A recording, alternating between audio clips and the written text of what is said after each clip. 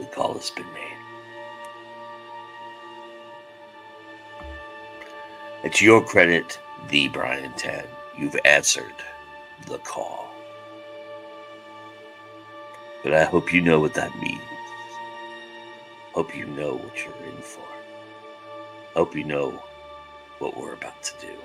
The independent scene is bigger and better than it's ever been.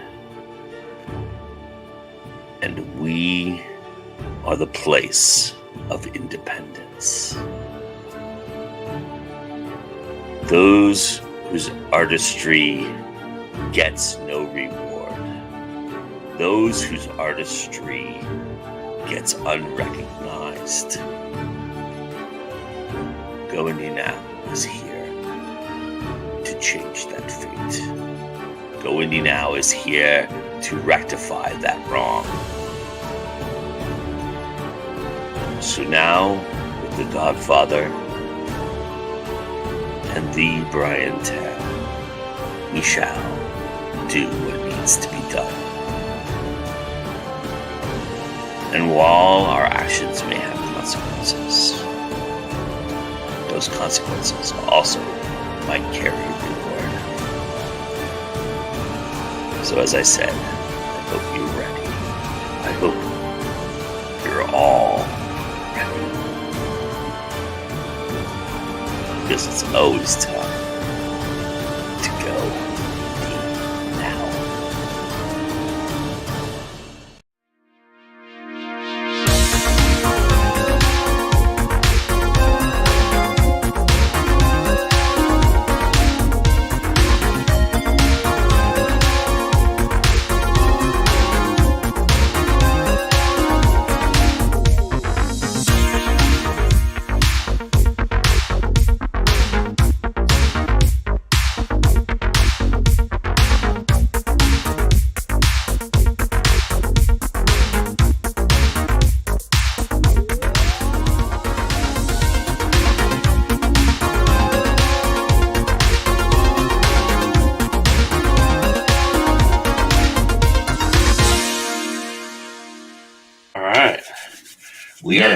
We're back, and we are here for the 10 pounds of gold, everybody. Yeah, working the indies, baby. Ooh, yeah, we're working the indies.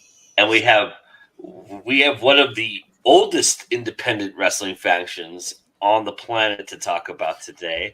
And before we get into the meat of it and the history and all the wonderful things, Bryan, I have one question for you.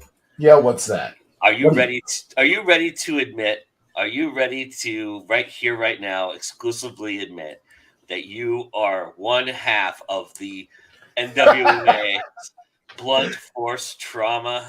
That is you, right? I can neither confirm nor deny the fact that I am one of these two immensely powerful individuals. We are, of course, talking about Damage and Carnage of blunt force trauma. I may be, I may not be, but who's to say? You be the judge.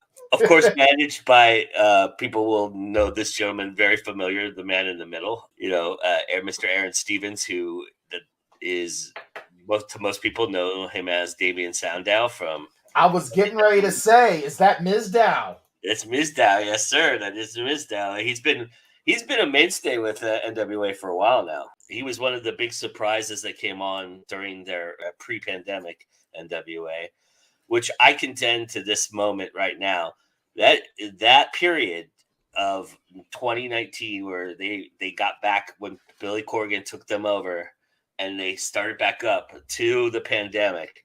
They were the best thing going in wrestling, in my personal opinion.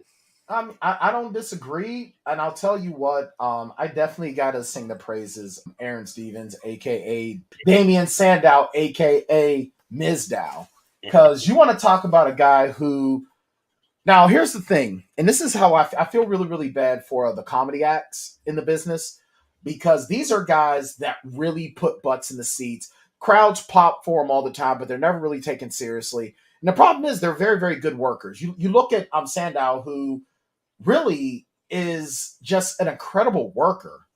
I mean, a lot of his work when he was a Mr. Money in the Bank was phenomenal. This guy is an old school ring general. When he was working the genius gimmick, like that of a Leapin' Lenny Poffo, his work was outstanding.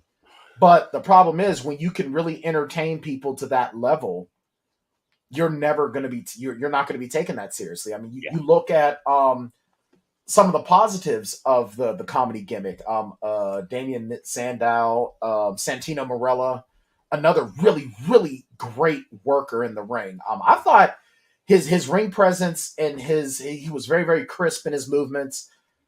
But then you also get the Eugene type characters, which are very problematic. George the Animal Steel. I mean, they go all the way back. You know, absolutely. I mean, but you even look at one of the greatest comedy acts of all time right now in R-Truth. And this is a guy who has always been a great worker, has always done stuff. I mean, come on, this man is a former NWA World Heavyweight Champion. He is. But he's not taken seriously, and he can still outwork guys half his age. Yeah. So I think that Worcester, Massachusetts' own Aaron Stevens is. I think that these guys here. I think Blunt Force Trauma is just going to be like that. That they look like the second coming of Doom to me. They do, and that makes me happy. I think that Doom should have been one of those teams that was pushed even harder. They could have been like they could have topped the Road Warriors, in my opinion.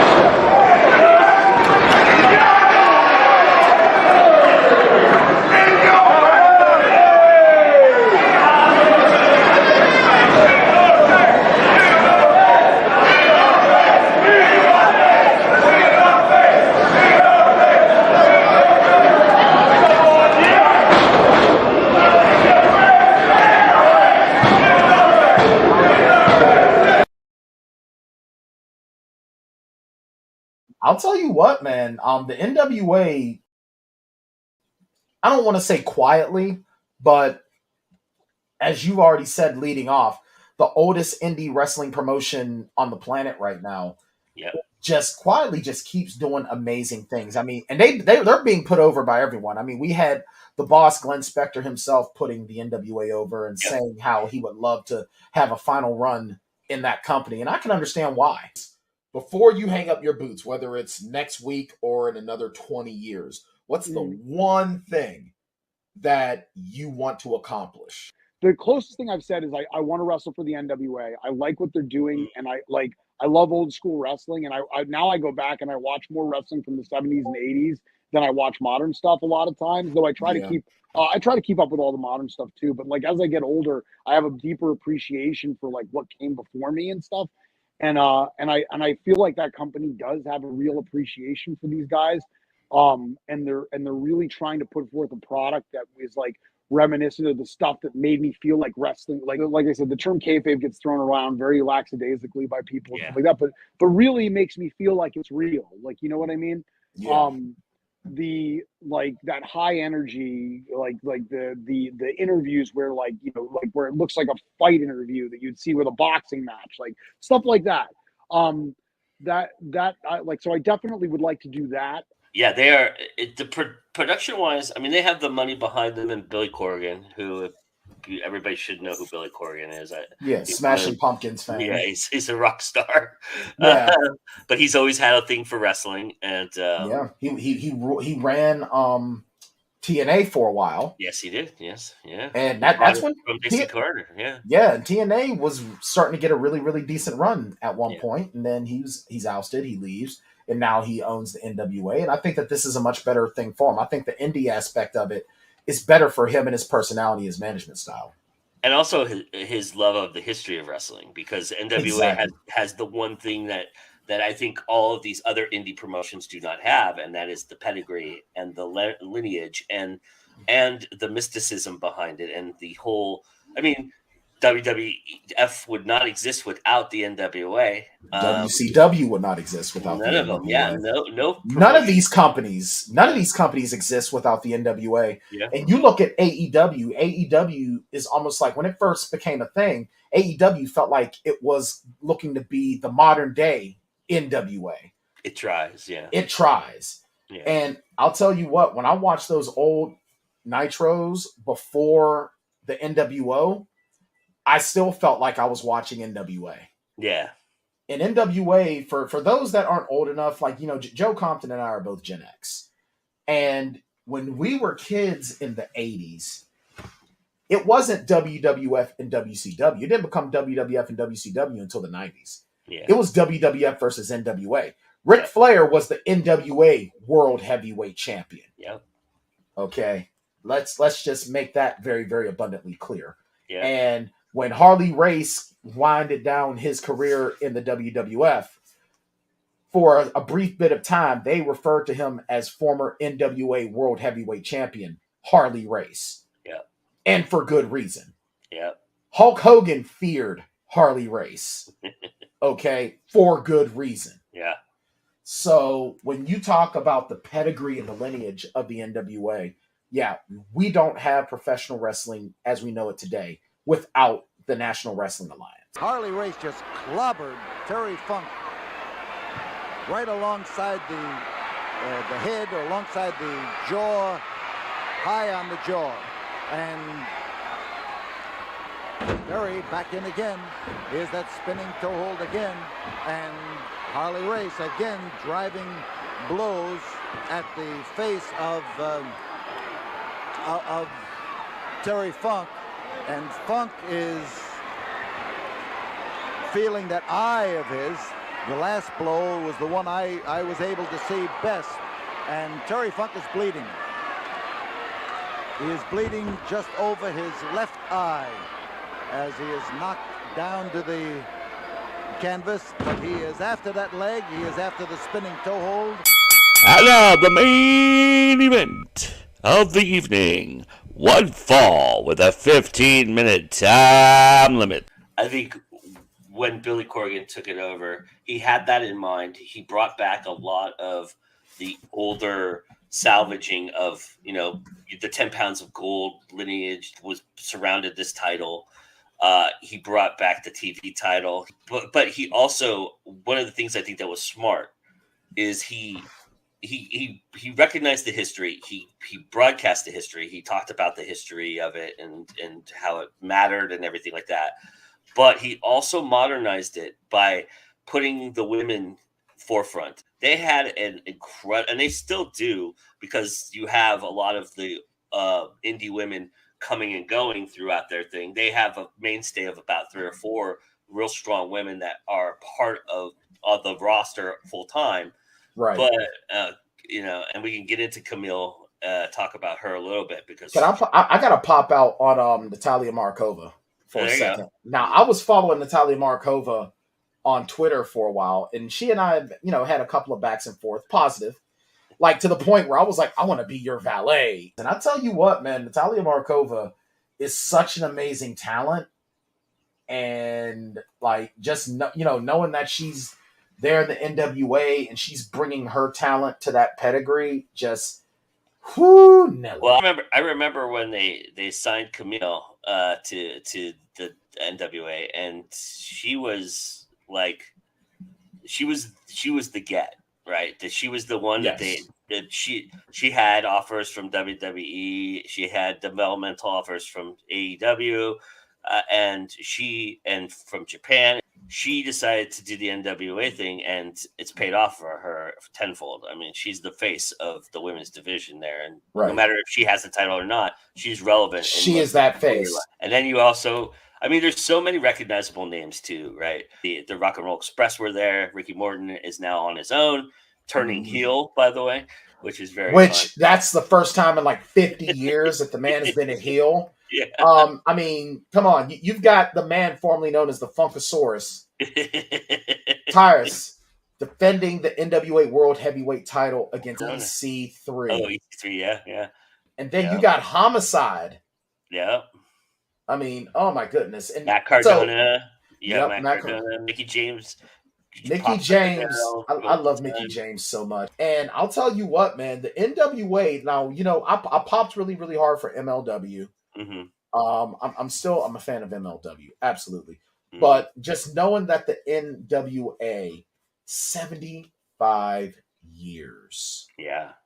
Because I mean, look, man, I being from Pittsburgh, being in the Northeast, it was difficult to get to watch the NWA. But when I could, I loved it. Like when you're East Coast, man, back in those days, man, it was East Coast. You were watching, this was toward the end of the territory era when Vince McMahon was buying up all the territories. Yeah. If you were in the East, you were watching WWF. Yeah. But the NWA and just the NWA world title is just so iconic. Yeah. So no, I'm stoked. I'm very excited. And I mean, come on, what else can I really say? I'll keep popping. I don't care. I will pop for the NWA. It's amazing how something like that can last, and this goes to the power of pro wrestling, right? And yes. and good storytelling on top of that. Absolutely. I think something that Corgan does really well is he brings that nostalgia, like I was saying, into the aspect of what they're doing there. You have basically a studio show where everything happens in the studio, right? They do the interviews before in between the matches.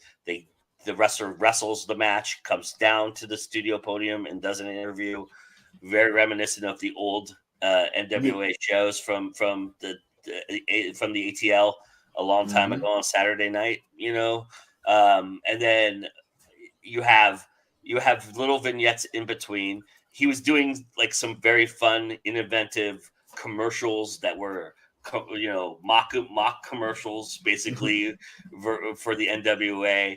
And kind of selling that, and of course selling the pay-per-views, and they had the Crockett Cup recently, so they brought that back. It's a throwback in its feel and texture, and I think a lot of people abandoned it during the pandemic, and I think they went through a lot of turmoil in that period of time as well. They had a lot of upheaval, a lot of guys left. I mean, this is the place where Ricky Starks started. Everybody, this is where Ricky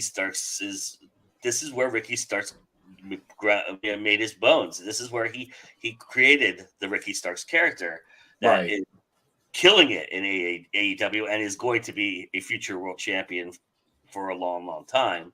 Nick Aldis was the longest reigning NWA champion of all time. Cody Rhodes won the title for a bit when he was doing his indie thing, and he did that in Ring of Honor, which was very cool. They did a dual show at Madison Square Garden. Cody Rhodes pinned Nick Aldis. He was the first to pin Nick Aldis in almost 3 years. So Nick Aldis was Roman Reigns before there was a Roman Reigns. Yeah. You know what I would love to see? I'd like to see Dustin Rhodes go to the NWA and get a run with the world title. So it could be like, all three Rhodes is in the business. Or return to the TV title that he made so yes. Yes. His feud with Arn Anderson in that TV title. That was legendary. That was so legendary. You know who else had a great feud with Arn Anderson was Eric Watts. Shout out to Eric Watts, good friend of mine. I love Eric Watts. I think that Eric Watts was probably a very underappreciated guy in the business. If he's anyone but Cowboy Bill Watts' son, he gets way more love and appreciation, but from the fans. Yeah. And I'm sorry, his feud with Arn Anderson was really, really good. And I still remember him and Arn Anderson's fight at the gas station. That was so cool. So, you talk about the NWA. For the longest time, NWA and WCW was the flagship for NWA. Yeah. And it wasn't until it was when Eric Bischoff took over that all of that changed. Yeah. And that really hurt the NWA for a long time. Yeah. Then they kind of floated out there. They were really super indie at that point. They never went away. That's the thing, is they never went away. They were always there. But when Billy Corgan took them over, he brought them back to the mainstream of the indies and kind of brought them up into the top tier of the indies. where they should be. I think it should be. I mean, the wrestling there is phenomenal. I do also want to mention for people out there who haven't been aware that the NWA is out there. It is free for you to watch their weekly show every week because it's on YouTube. Every single week they have NWA Power on YouTube. If you go to youtube.com and put in NWA Wrestling, and check it out. If you want to get into that old school wrestling. Here's the one thing about the NWA that I think we could be critical about, or I would like to discuss with you. Okay. I think that is different from MLW or IWC and GCW. The one thing I think that the NWA hurts from the most is it's not building the younger talent right now. Yeah. And I think that is the difference between what MLW is doing and what NWA is doing right now. Yeah. I think that I think you're absolutely right, because when you look at you look at the main event, you've got Tyus, who is 50, versus EC3, who is not a spring chicken either. And I mean, I understand that you want to really these are your top guys right now. I get that. But you've got to start pushing your younger guys. I mean, EC3 just turned 40. So, these are guys who are, I'm not even going to go so far to call them elder statesmen. I'm not going to do that. You've got to start putting over the younger guys. Tom Latimer, the TV champ, he is, mid 30s, which I think is a good age. It's time to start pushing this dude to the main event.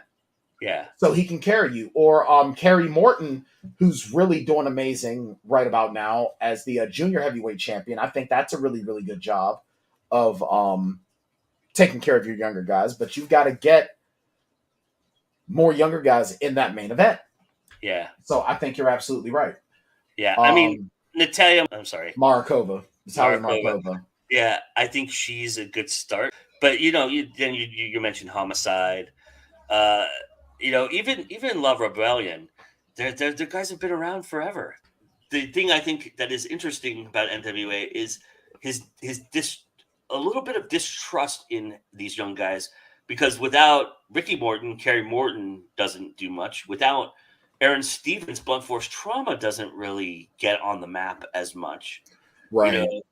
And these are guys who are already over. So in a way, it's smart business to put the over guys with the younger guys and get them over that way, but also it's becoming formulaic for them in a lot of ways, and it's and that becomes tough to kind of that there is there's no Jacob Fatu in this group, and that's hard, because what are you going to do when these guys can't go anymore, right?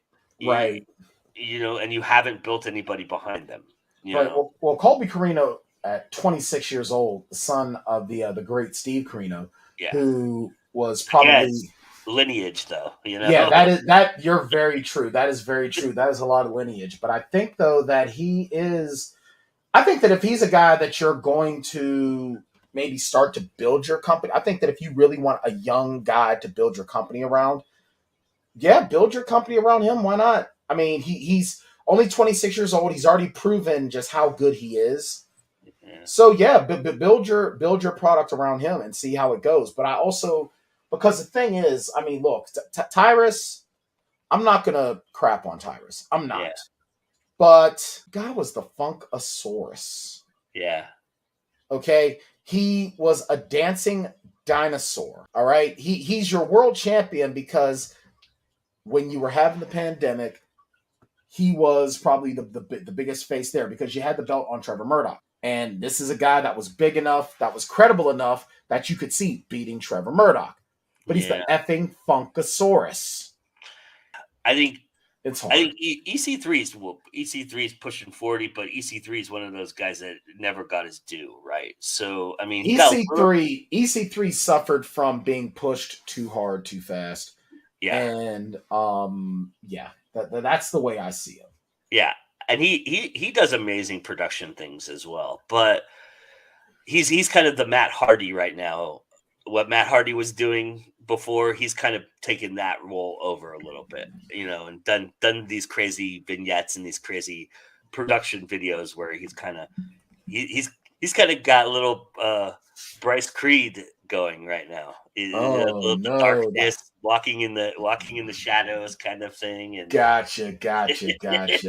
Yeah, he's dangerously coming close to gimmick infringement. You might have to say something to him. Yeah, me and him are gonna have to have a little discussion about this.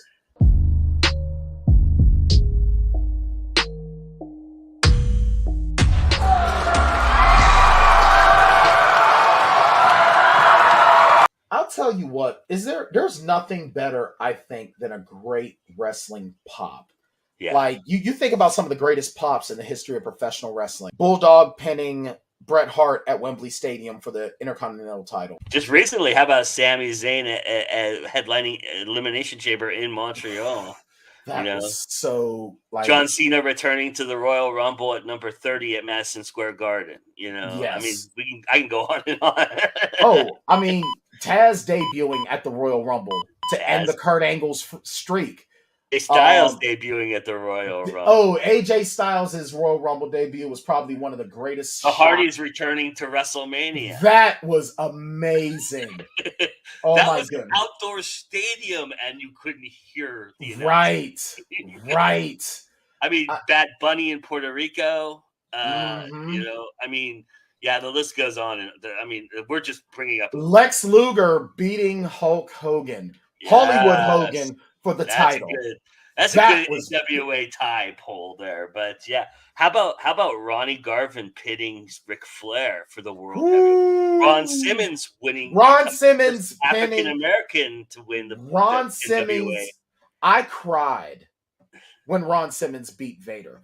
You want to know how big Ron Simmons beating Vader was for the African American community?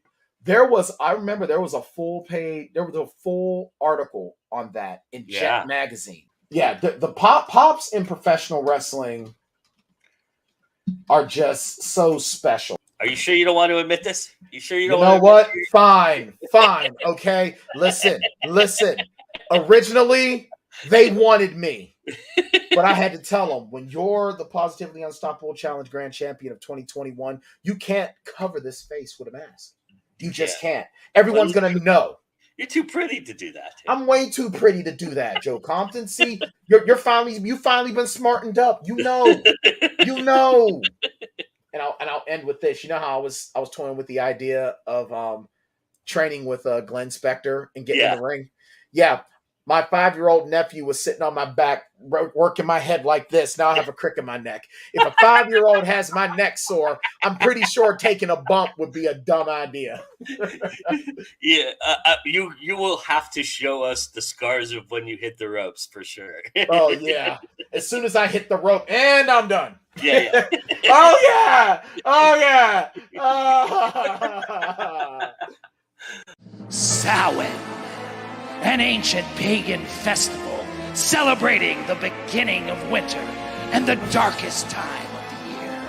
Samhain, a brief moment in time when the veil between the living and the dead opens. Samhain, when the tortured, howling souls of the dead soar through the skies and the fetid, rotten corpses walk the earth.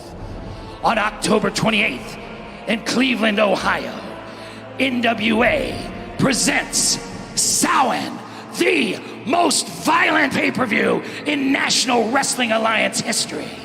Samhain, be there if you dare.